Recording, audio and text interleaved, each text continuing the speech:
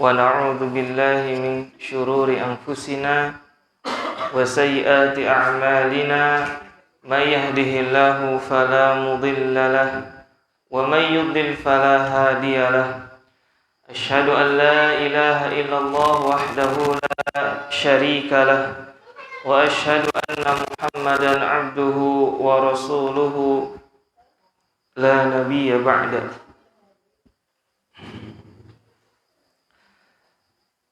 يا أيها الذين آمنوا اتقوا الله حق تقاته ولا تموتن إلا وأنتم مسلمون.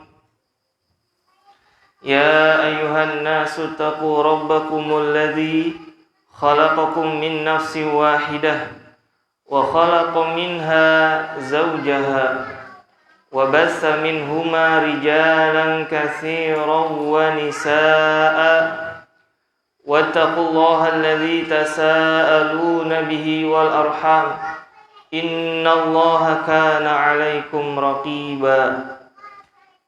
يا أيها الذين آمنوا اتقوا الله وقولوا قولا سديدا يصلح لكم أعمالكم ويغفر لكم ذنوبكم ومن يطع الله ورسوله فقد فاز فوزا عظيما.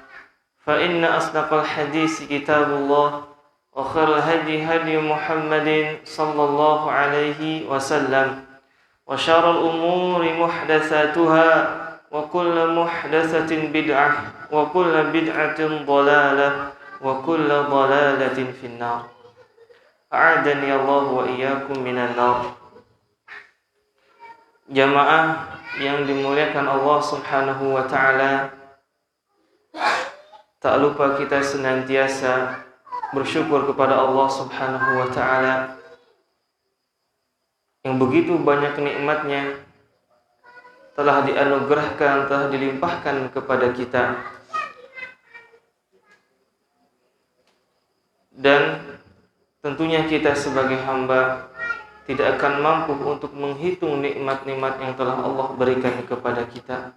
Mudah-mudahan hadirnya kita di majelis ilmu ini sebagai tanda syukur kita kepada Allah Subhanahu wa taala.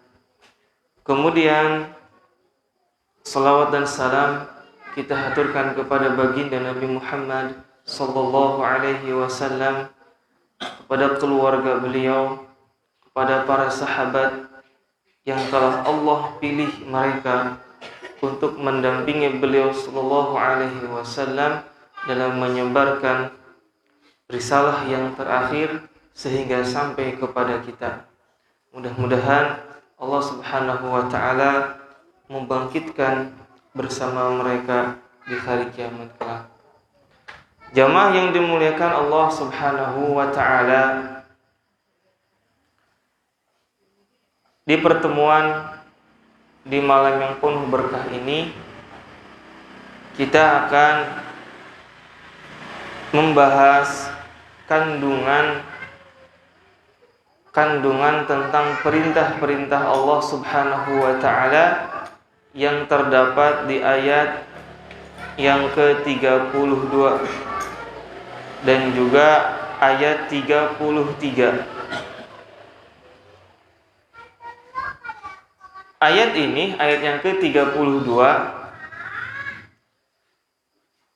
adalah ayat yang menegaskan, menguatkan ayat ketiga di dalam surat yang sama. Di ayat yang ketiga Allah berfirman, Az-zaniyatu Az-zani la yankihu illa zaniyatan aw musyrikah. Laki-laki pezina tidak boleh menikah kecuali dengan wanita pezina. Nah, di ayat yang ketiga ini, kemudian di ayat ketiga ini wa hurrima dzalika 'alal mu'minin.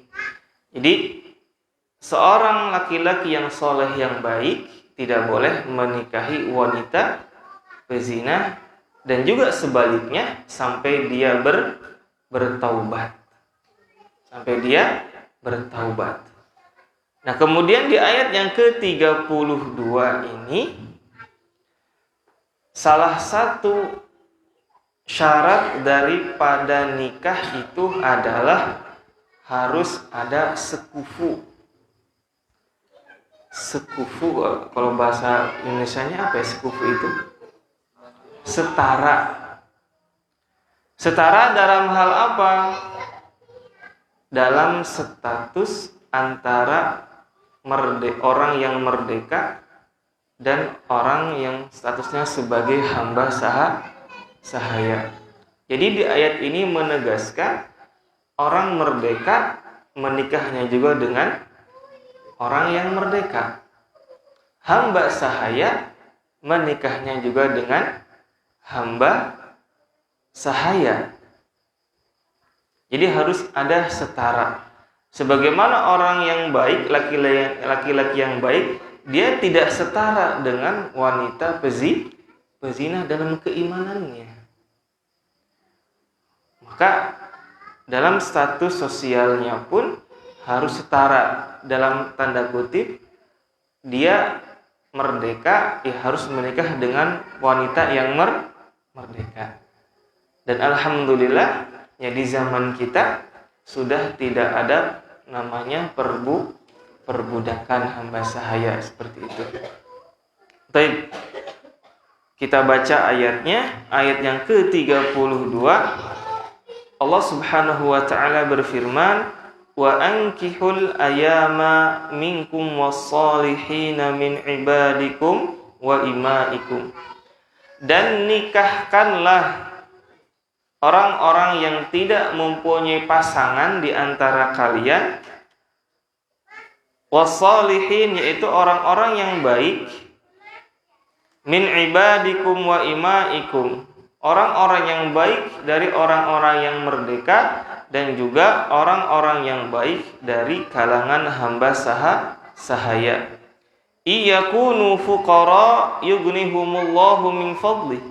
Apabila mereka fakir, dalam keadaan fakir, dengan menikah mudah-mudahan Allah memberikan kekayaan kepada mereka. Wallahu wasi'un alim, dan Allah maha luas rahmatnya dan maha mengetahui. Imam Ibnu Katsir rahimahullahu ta'ala berkata, ishtamalat hadhil ayatul karimatul mubayyinah ala jumalil minal ahkamil muhakkamah. Ayat ini di dalamnya mencakup hukum-hukum yang berlaku kepada orang-orang yang beriman, wal awamir, dan juga perintah-perintah. Maka firman Allah Subhanahu wa taala, wa ankihul ayyama minkum wassalihina min ibadikum wa imaikum, hadza amrun bitazwij. Hukum yang pertama adalah, kata Imam Ibnu Katsir, terdapat di lafaz wa ankihu. Angkaha yungkihu ini kalau dalam bahasa Arab ini fi'lur rubai, kata kerja yang terdiri dari 4 huruf. Kalau yang 3 huruf, nakaha yangkihu artinya menikah. Ditambah huruf hamzah di awal, jadi angkaha yungkihu artinya menikahkan. Berarti orang lain yang membantu dia untuk menikah. Kalau nakaha, dia sendiri yang menikahkan tanpa bantuan orang lain. Makanya lafaz wa ankihu ditunjukkan kepada 2 golongan. Yang pertama aulia, para wali, orang tua. Kalau misalkan meninggal, ke paman. Kemudian yang kedua sadah. Sadah itu apa? Tuan yang diberikan kekuasaan di bawahnya, yaitu berupa hamba sahaya. Sadah itu adalah tuan atau nyonya yang dia memiliki hamba sahaya, atau adalah seseorang yang diberikan kewenangan untuk membuat aturan dan menerapkan aturan. Dalam hal ini misalkan kepala desa atau bupati atau gubernur atau bahkan presiden. Jadi dua dari golongan manusia ini bertanggung jawab untuk menikahkan orang-orang yang diberikan amanat di bawahnya untuk diurus ketika mereka sampai pada usia yang usia tersebut usia untuk menikah. Ketika mereka tidak mempunyai biaya nikah, tidak mempunyai harta, dan dia sudah keinginan untuk menikahnya sangat kuat, maka di situ para orang tua dan juga para tuan atau wali kota dan sebagainya untuk membantu menikahkan, memberikan biaya untuk nikah. Misalkan kita seorang orang tua mempunyai anak, misalkan baru lulus kuliah, tapi belum bekerja, tetapi anak tersebut sangat ingin menikah dan khawatir jatuh di dalam keharuman. Maka orang tuanya wajib membantu dia dari segi biaya sehingga anaknya bisa menikah. Seperti itu. Ini yang pertama. Kemudian yang kedua, dari ayat ini para ulama menjelaskan kepada kita tentang hukum nikah sendiri. Hukum nikah. Kalau tadi perintah untuk menikahkan orang-orang yang sudah pengen menikah tapi tidak mempunyai biaya. Kemudian yang kedua, hukum nikah. Maka hukum nikah ini seperti hukum-hukum taklifi yang 5. Hukum-hukum taklifi adalah hukum-hukum yang tidak bisa kita lepaskan dari diri kita ketika kita sudah mencapai umur baligh atau mukallaf. Karena ketika seseorang baligh, maka telah berlaku kepada dia perintah-perintah yang telah Allah sebutkan dan juga Nabi Sallallahu Alaihi Wasallam jelaskan.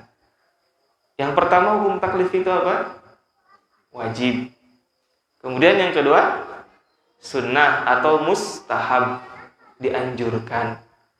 Kemudian yang ketiga mubah, boleh. Yang keempat makruh. Makruh itu dibenci ya, dari kata kariha yakrahu. Baru yang kelima haram. Nah, hukum nikah juga sama seperti hukum taklifi. Kapan nikah itu wajib? Kapan nikah itu wajib? Maka para ulama terutama dalam bidang fikih mengatakan nikah itu hukumnya wajib ketika seseorang terpenuhi 2 hal. Yang pertama, dia sudah mampu untuk hubungan suami istri, artinya sudah besar, sudah balik. Kemudian yang kedua, al-qudratu 'alan nafaqah, dia sudah mampu untuk memberi nafkah. Wa taqat nafsuhu ilaihi wa khasya zina, kemudian dia khawatir jatuh di dalam perbuatan zina, maka hukum baginya adalah wajib untuk nikah. Dia sudah mampu. Mampu di sini bukan berarti dia harus punya rumah sekian, mapan sekian. Itu dikembalikan kepada uruf atau kebiasaan adat di setiap tempat. Dia udah pengen menikah, kalau lihat lawan jenis itu hatinya selalu dak-dikduk tidak jelas. Maka ketika itu terjadi, ya dia harus segera menikah. Karena itu satu-satunya obat yang mujarab bagi dia. Dan sesungguhnya menikah itu adalah obat untuk segala permasalahan yang ada di masyarakat. masalah itu muncul sebetulnya dari apa yang dia inginkan tidak terpenuhi, ya kan? Kemudian yang kedua itu mustahab atau sunnah. Mustahab atau sunnah. Kapan ini berlaku? Yaitu mangkana ta'iqan lahu wa qadiran alaihi walakinnahu ya'manu minaz zina. Dia sudah mampu dari segi biaya dan juga dia mampu untuk sehat badannya, seperti itulah, normal, namun dia bisa menjaga dirinya dengan menundukkan pandangan dan lain sebagainya, maka baginya hukum nikah mustahab atau sunnah. Dan ini juga hukum mustahab ini yang diambil oleh beberapa para ulama kita, yang mereka sampai bertemu dengan Allah Subhanahu wa ta'ala masih dalam keadaan bujangan. Ada. Di antaranya adalah Imam An-Nawawi. Imam Nawawi rahimahullahu ta'ala meninggal pada usia 45 tahun dan meninggalkan warisan keilmuan yang sangat luar biasa. Beliau adalah bintangnya dalam mazhab Imam Syafi'i. Karyanya luar biasa dan beliau sampai akhir hayatnya tidak menikah. Bukan berarti beliau membenci, tidak. Tetapi beliau menganggap di situ ada satu hal yang jauh lebih penting daripada pernikahan, yaitu ilmu.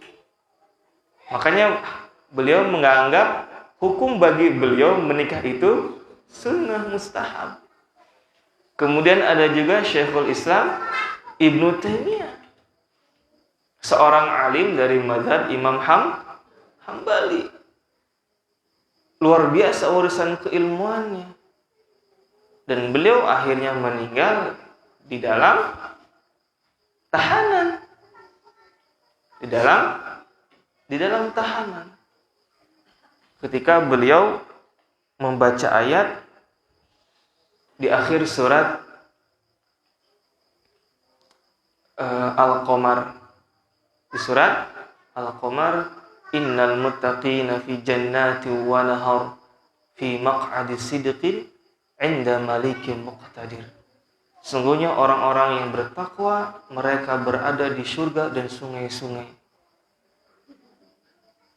Kemudian setelah membaca dua ayat itu beliau wafat, meninggal.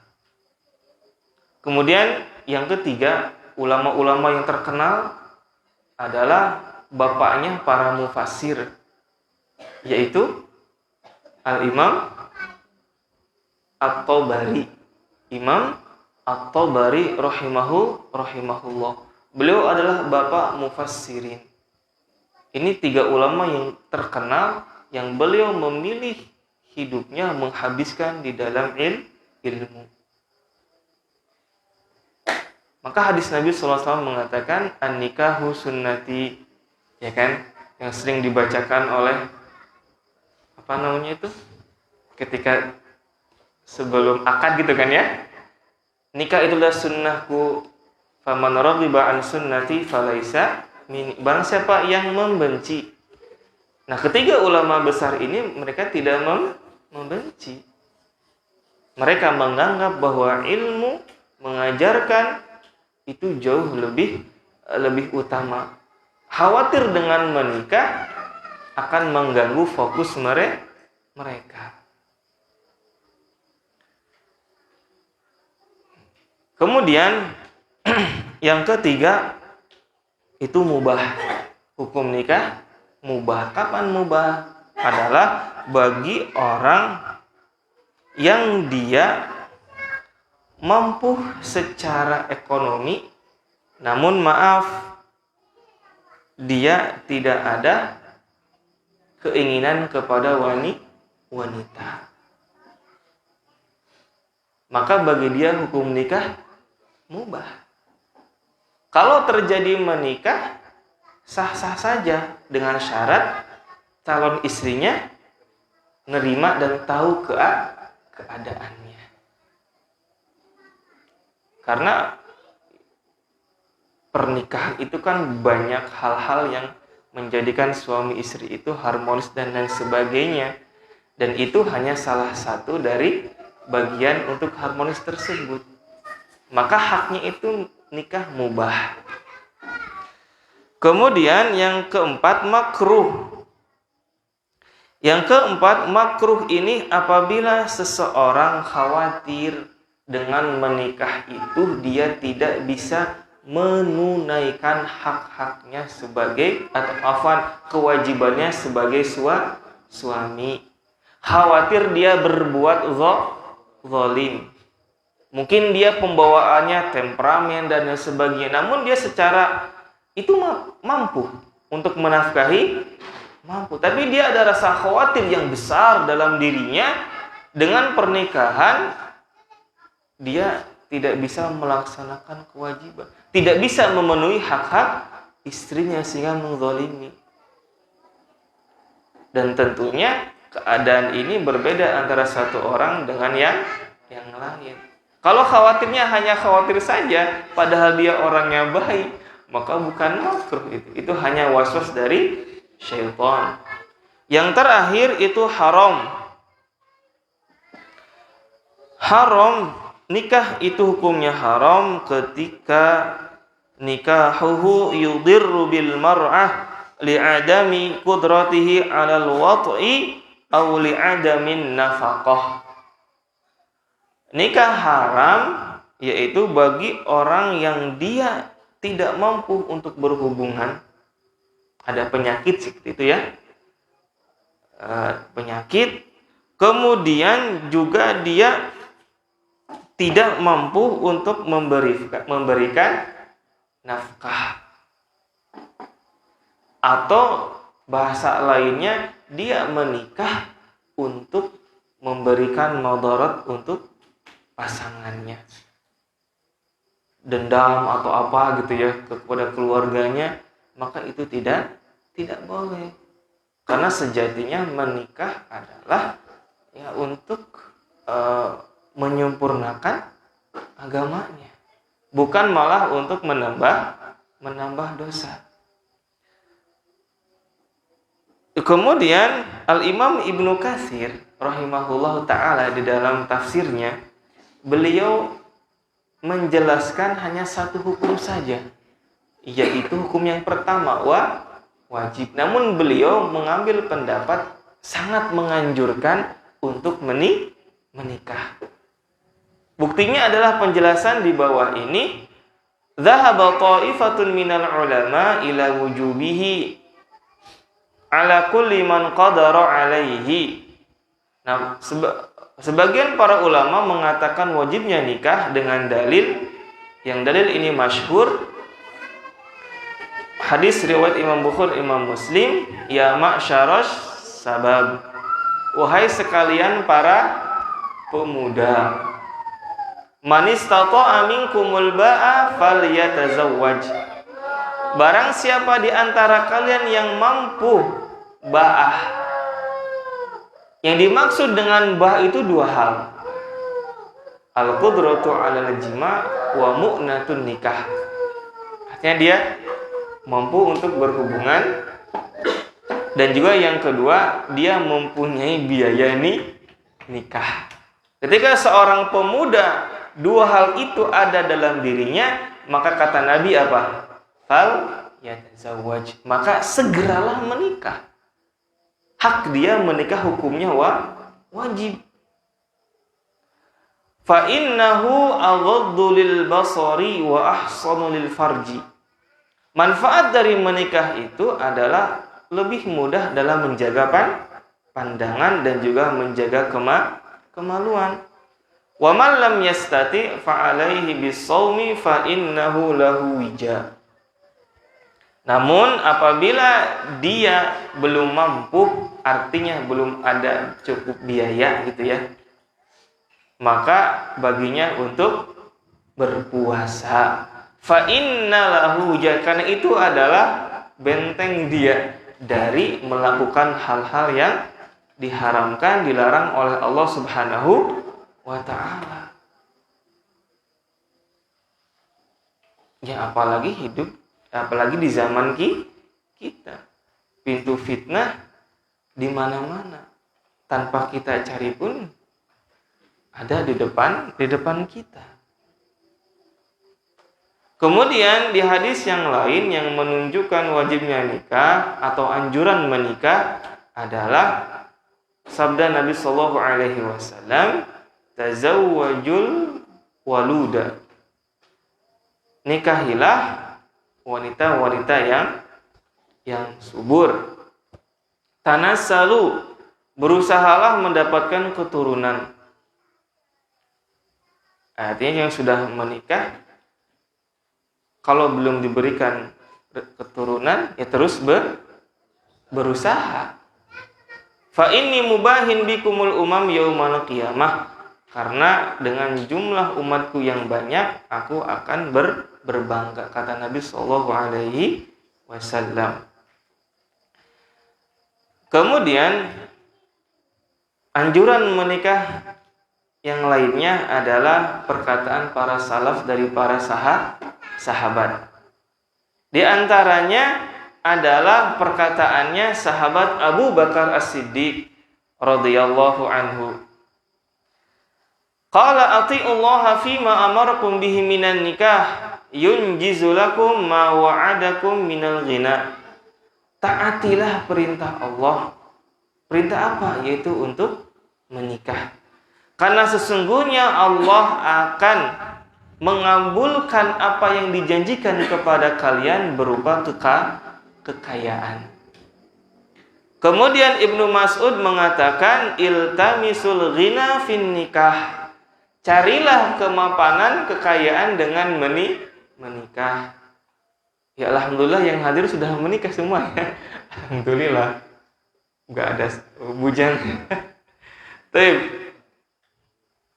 Kemudian perkataan yang lain adalah perkataannya Umar bin Khattab radhiyallahu anhu kepada seorang yang bernama Abu Zawaid. Ma yamna'uka minan nikah? Apa yang menghalangi engkau menikah? Imma ajzun au fujur. Umar mengatakan kemungkinan ada dua sebab nih. Yang pertama, Anda lemah. Ajzun artinya ada penyakit. Yang kedua, fujur. Apa fujur? Dosa. Kemungkinan Anda bergelimang dosa. Imam Ahmad bin Hanbal rahimahullah ta'ala lebih kuat lagi perkataan beliau. Beliau mengatakan, laisat uzbah minal Islam. Di dalam Islam tidak ada yang namanya bujangan atau perawan gitu. Artinya harus menikah. Bahkan beliau rahimahullah ta'ala ketika pada hari meninggalnya istrinya, sore hari beliau sudah menikah. Namun beliau mengeluarkan pendapat itu setelah beliau betul-betul menguasai berbagai bidang ilmu. Makanya beliau menikahnya berapa umurnya? 40 tahun. Jadi beliau sudah kuat ilmunya dalam bidang hadis, fikih dan sebagainya, menuntut ilmu ke sana ke sini, banyak guru-guru beliau. Setelah beliau merasa ilmunya kuat, akhirnya beliau menikah. Rahimahullahu ta'ala. Kemudian jemaah yang dimuliakan Allah Subhanahu wa ta'ala, firman Allah Subhanahu wa ta'ala, wa ankihul ayyama minkum wassalihina min ibadikum. Ma mana ayyama? Ayyama ini jamu dari ayyim. Artinya adalah mencakup dua makna.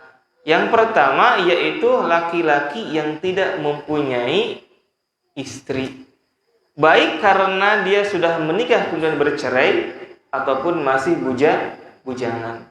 Begitu juga dengan wanita. Kalau wanita sudah meniatkan bercerai tidak mempunyai suami atau dia masih perawan, maka bagi walinya untuk menikahkannya. Iyakunu fuqara minkum wasalihina min ibadikum wa imaikum. Kemudian di sini ada hukum yang berkaitan tentang bagaimana pernikahan antara seorang yang merdeka dengan hamba sahaya. Maka di sini terbagi menjadi dua hukum. Laki-laki yang merdeka itu diperbolehkan menikahi wanita hamba sahaya dengan dua syarat. Allah jelaskan di dalam surat An-Nisa, di dalam surat An-Nisa yang berbunyi, faman lam yastati' minkum tawlan ayyankihal muhsanatil mu'minati famimma malakat aymanukum min fatayatikumul mu'minat.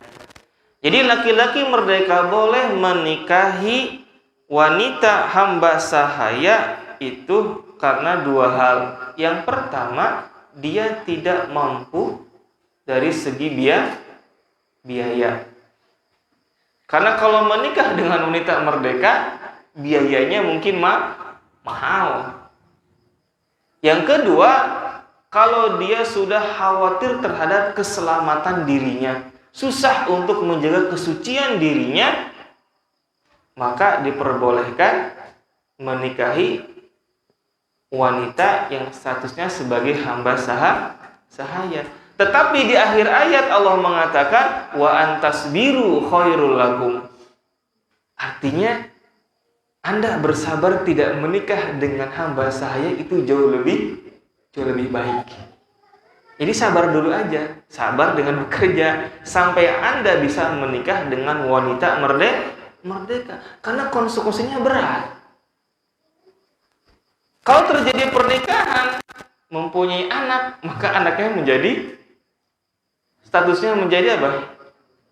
Menjadi hamba sahaya. Kan rugi. Maksudnya kasihan. Anaknya menjadi hamba sahaya. Punya siapa? Ya punya tuan wanita tersebut. Sedangkan wanita yang merdeka itu tidak boleh menikahi laki-laki yang statusnya hamba sahaya. Dan ini merupakan ijma para ulama, tidak boleh. Kan di dalam ayat illa ala azwajihim aw ma malakat aymanukum itu ditunjukkan bagi laki-laki. Kemudian Ustaz, bagaimana dengan hadis yang menjelaskan tentang Barirah radhiyallahu anha? Beda lagi masalahnya. Barirah radhiyallahu anha ini adalah hamba sahayanya Aisyah radhiyallahu anha. Ketika beliau masih statusnya hamba sahaya, itu beliau menikah dengan laki-laki hamba sahaya juga yang bernama Mughith. Kemudian ibunda kita Aisyah memerdekakan Barirah. Ternyata setelah dimerdekakan, Barirah tidak pernah pulang ke rumah suaminya. Enggak mau lagi. Sampai Mughith ini mengikuti Barirah dengan menangis. Barirah, kembalilah kepada saya. Maka Nabi mengatakan, wahai Abbas, pamannya ya, apakah engkau tidak memperhatikan bagaimana cintanya begitu besar seorang Mughith kepada istrinya? Dan Nabi berempati. Akhirnya Nabi menemui Barirah karena statusnya sudah merdeka. Wahai Barirah, seandainya engkau kembali kepada suamimu. Maka Barirah mengatakan, ta'muruni, apakah ini perintah wahai Rasulullah? Maka Nabi mengatakan, oh bukan, ini hanya saran. Ini hanya saran. Maka dia mengatakan, mali hajah, saya nggak butuh dia lagi. Akhirnya berpisah. Karena statusnya sudah sudah merdeka. Karena keduanya menikah ketika dalam kondisi hamba sahaya. Kemudian misalkan ada pertanyaan, Ustaz, kenapa dalam Islam ada perbudakan hamba sahaya? Perlu kita ingat bahwasannya sebelum Nabi Shallallahu Alaihi Wasallam diutus, perbudakan itu menjadi hal yang biasa di setiap umat peradaban manusia di dunia ini. Mau di Cina, di Eropa, semua peradaban sudah ada yang namanya perbudakan. Dan perbudakannya sangat-sangat mengerikan, jauh dari kata manusiawi, tidak ada hak-hak mereka. Nah, Islam datang mempersempit ini. Perbudakan hanya diperoleh ketika terjadi jihad. Itu saja. Makanya ketika Rasulullah SAW masih hidup, itu beliau sangat memperhatikan masalah ini. Justru Islam menganjurkan untuk memerdekakannya. Kalau belum bisa, maka jagalah hak-hak mereka.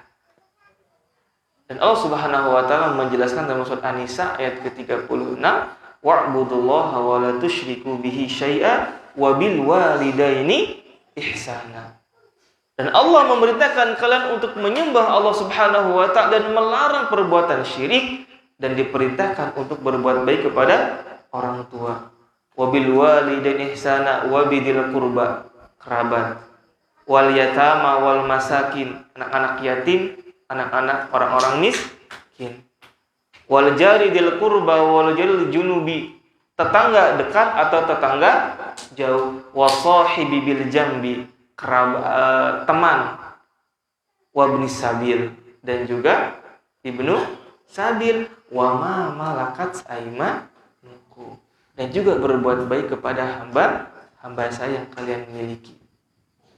Baik, kita kembali kepada ayat, iyakunu fuqara yughnihumullahu min fadlih. Apabila mereka dalam keadaan fakir, maka dengan pernikahan itu Allah akan janjikan kekayaan atau kecukupan. Dan ayat ini tidak hanya ditunjukkan bagi para bujang-bujangan, tetapi juga yang sudah berkeluarga. Misalkan ketika kita sudah berkeluarga, setahun, 2 tahun, bertahun-tahun, kok ekonominya tidak membaik. Mungkin ada yang salah. Baik hubungan antara suami istri, karena ini merupakan janji Allah Subhanahu wa taala. Maka kita diperintahkan, Allah meminta kita untuk terus berikhtiar, karena ini janji. Allah akan memberikan kekayaan, kecukupan ketika sudah menikah. Jadi jangan sampai karena masalah ekonomi hanya sedikit terjadi hal yang tidak diinginkan. Karena pintu-pintu halal itu masih banyak. Kemudian dalam hadis yang sahih juga dari sahabat Abu Hurairah radhiyallahu anhu, qala Rasulullah sallallahu alaihi wasallam, salasatun haqqun 'alallahi anhum. 3 golongan manusia yang Allah benar-benar akan menolong mereka. Dan ini janji Allah. Yang pertama siapa? An-nakihu yuridul afaf. Orang yang menikah karena untuk menjaga kesucian dirinya. Maka niat ini hadirkan dalam pernikahan kita. Meskipun pernikahan kita sudah bertahun-tahun, kadang kan kondisinya naik turun hubungannya, maka niat ini dihadirkan bahwa saya menikah untuk menjaga kesucian saya dan juga kesucian istri saya. Sehingga dengan begitu, maka ibadah keduanya juga akan semakin semangat dan lain sebagainya. Dengan begitu mudah-mudahan Allah membukakan pintu-pintu rezeki. Kemudian yang kedua, al-mukatab yuridul ada. Allah akan menolong seorang hamba sahaya yang ingin menebus dirinya. Jadi hamba sahaya pengen merdeka, dia harus mengeluarkan sejumlah uang kepada tuannya sesuai dengan kesepakatan dengan jangka waktu tertentu.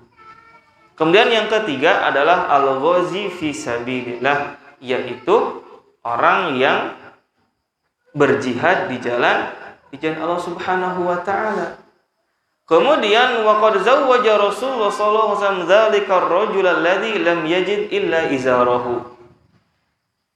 Kemudian bagi orang-orang yang masih ragu dengan pernikahan, mungkin karena pekerjaannya belum dan sebagainya, ingat hadis ini dari Sahal bin Sa'ad As-Sa'idi radhiyallahu anhu bahwasanya seorang perempuan datang menghadap Nabi sallallahu alaihi wasallam dan berkata, "Jitu li ahaba laka nafsi." Ya Rasulullah, saya datang untuk menghibahkan saya. Ini Nabi ya. Kalau selain Nabi tidak boleh. Pernikahan ya harus ada wali, harus ada dua saksi dan sebagainya ya. Kalau Nabi kan berbeda. Maka Nabi sallallahu alaihi wasallam berdiri kemudian melihat wanita tersebut, kemudian Nabi mendiamkannya. Artinya Nabi tidak ada keinginan. Ketika itu ada sahabat Ansor mengatakan, "Ya Rasulullah, in lam yakun laka bihajah, apabila engkau memang tidak tertarik, fazawijniha, maka nikahkanlah saya dengannya." Maka Nabi mengatakan, "Anda mampu memberi mahar apa?" Enggak ada. Pulang dulu. Iltamis walau khataman min hadid, cari walaupun cincinnya dari besi, bukan dari emas, dari besi. Coba siapa yang mau wanita zaman ini maharnya cincin besi karatan lagi gitu. Kemudian pulang mengatakan, "Ya Rasulullah, saya nggak punya apa-apa. Yang saya punya hanya izar." Izar itu sarung. Jadi laki-laki yang soleh ini ingin memberikan sarung sebagai mahar. Kata Nabi, jangan. Karena kalau dia pakai izar, bagian atasnya kelihatan gitu ya. Masya Allah. Kondisi para sahabat gitu ya, sebagian sahabat. Kemudian Nabi bertanya, "Ya sudahlah," katanya. "Antum punya hafalan berapa?" Maka pemuda soleh ini mengatakan, "Ya Rasulullah, saya mempunyai hafalan surat ini, surat ini, surat ini." Hafalannya masih sedikit. Kemudian Nabi Shallallahu Alaihi Wasallam bertanya kepada wanita tadi. Akhirnya wanita tersebut menyanggupinya, dan maharnya adalah hafalan. Itu si suami nanti mengajarkan hafalnya kepada istrinya. Boleh. Meskipun para ulama menganjurkan mahar berupa materi. Dan kemudian kedua orang ini menikah dan Allah berikan kecukupan di dalam rumah tangga mereka. Kemudian jamaah yang dimuliakan Allah Subhanahu wa taala, wa qauluhu ta'ala, terakhir. Udah azan belum? Belum ya? Baik. Kemudian Allah Subhanahu wa taala menutup ayat yang tadi, ayat yang ke-32, wallahu wasi'un alim. Jadi Allah menegaskan, dan Allah Maha luas rahmatnya. Alim dan Maha mengetahui. Jangan ragu untuk menikah, karena rahmat Allah Subhanahu wa taala itu sangat luas. Dan ini berlaku rahmat Allah Subhanahu wa taala bagi semua makhluknya. Terkhusus dalam pembahasan kita, baik yang belum menikah ataupun yang sudah menikah, ingin menambah gitu ya. Allahu wasi'un alim. Ini Allah Maha luas rahmatnya. Ya, Allah Maha luas rahmatnya. Tentunya dengan ya syarat-syarat aturan-aturan tertentu yang bapak-bapak sendiri sudah insya Allah sudah mengetahuinya, dan tentunya juga para ibu-ibu. Baik, demikian yang dapat disampaikan pada malam hari ini di ayat yang ke-20 yang ayat yang ke-32. Nah, ayat 33 mudah-mudahan kalau pekan depan masih ada pertemuan kita lanjutkan, kalau tidak mungkin setelah bulan Ramadan seperti itu ya. Baik, demikian, kalau ada pertanyaan nanti ditanyakan setelah salat Isya berjamaah. Subhanakallahumma wa bihamdika asyhadu an la ilaha illa anta astaghfiruka wa atubu ilaik. Assalamualaikum warahmatullahi wabarakatuh.